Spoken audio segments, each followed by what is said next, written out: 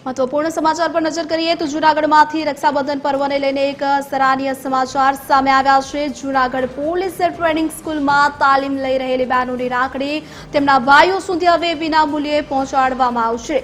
Shri Nandan courier limited દ્વારા રક્ષાબંધનના પવિત્ર તહેવાર નિમિત્તે એક અનોખી સેવાકીય પહેલ હાથ ધરવામાં આવી છે। તો પરિવારથી દૂર રહીને દેશ સેવા માટે તાલીમ લઈ રહેલી પોલીસ ટ્રેની બહેનોની લાગણી તેમના ભાઈ સુધી પહોંચાડવા કંપની આગળ આવી છે કે જે બહેનો ફરજના કારણે ઘરે જઈ શકે તેમ નથી કે તેમની રાખડી કોઈ પણ પ્રકારનો કુરિયર ચાર્જ લીધા વિના સીધી તેમના ભાઈના સરનામે પહોંચાડવામાં આવશે। કંપનીએ જણાવ્યું છે કે સામાજિક જવાબદારીના ભાગરૂપે આ નિર્ણય લેવામાં આવ્યો છે કે જેથી દેશ સેવા કરતી આ બહેનોનો તહેવાર યાદગાર બની રહે।